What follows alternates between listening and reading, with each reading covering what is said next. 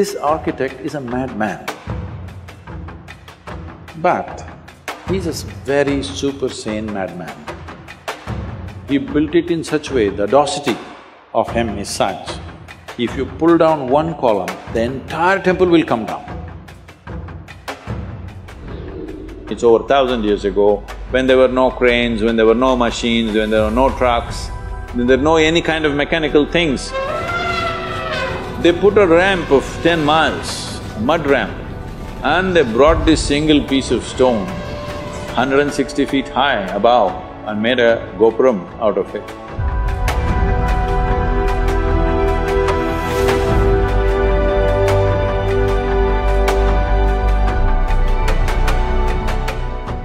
Even in architecture, there is adventure, isn't it? You must see Ranakpur. Have you seen Ranakpur in Rajasthan? You must see. Ranakpur also has Kumbhalgarh within 20 kilometers. It's the second largest wall on the planet. Most Indians know because we keep all the things that we should be proud of a secret. The second largest wall on the planet, which if you look at it aerially, you would mistake this to be Great Wall of China. It's that big.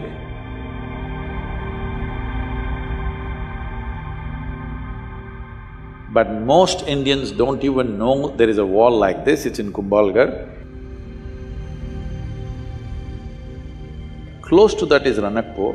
This architect is a madman, but he's a very super sane madman because he knows what he's doing.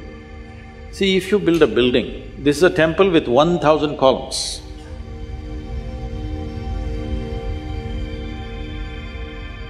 If you're thinking about safety, what would you do?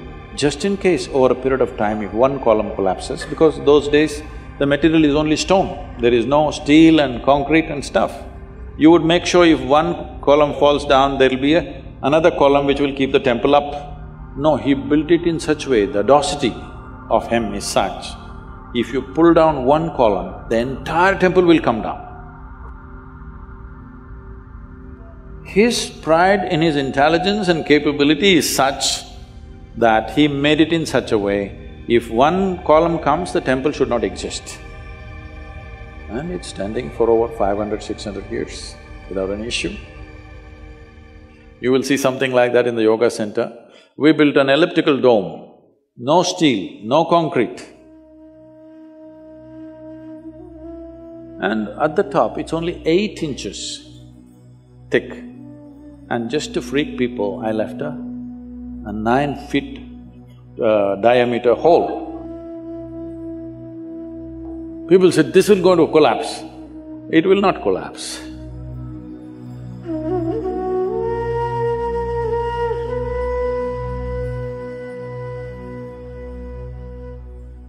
And if you go to the ancient temples, you must come to the south because North India, most of the temples, the ancient temples are all gone. The new ones that they have built is all put up in a hurry.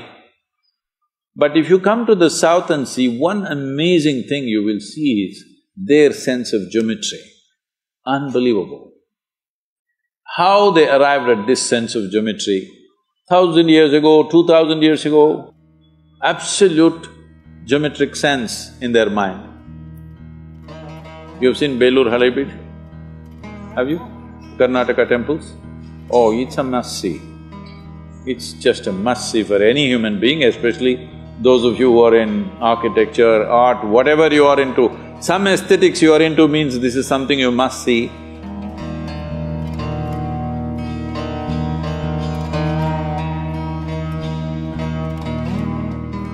It's more than seeing those sculptures. You must look into the minds of people who did this.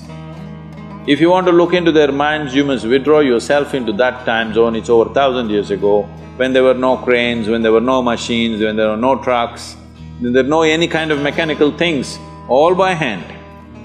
Why would somebody endeavor to do something so phenomenal and so almost superhuman in terms of engineering and the physical difficulty of lifting these huge rocks and doing this carving business?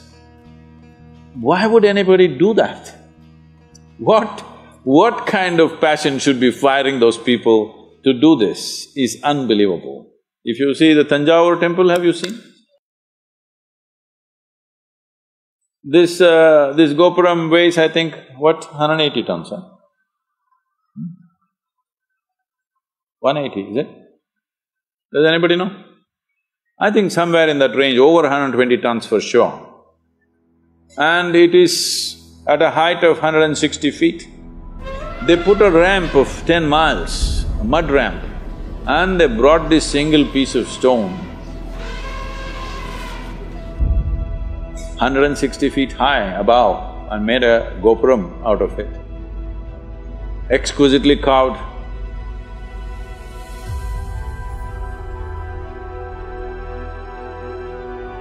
Well, in Karnataka, what they carved is soapstone. In Tamil Nadu, Tamil people are crazy.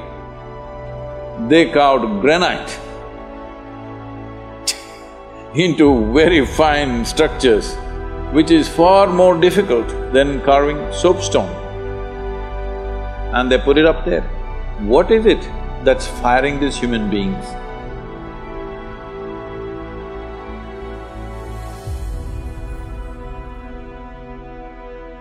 Before you take up any project, you must visit this and see what kind of human beings are these, you know? Just for aesthetics, understand? Not for livelihood. It's not a factory shed we are building, just for aesthetics. They were willing to invest their lives absolutely, everything they got. I think we need that culture back if we want to create a beautiful India, very important.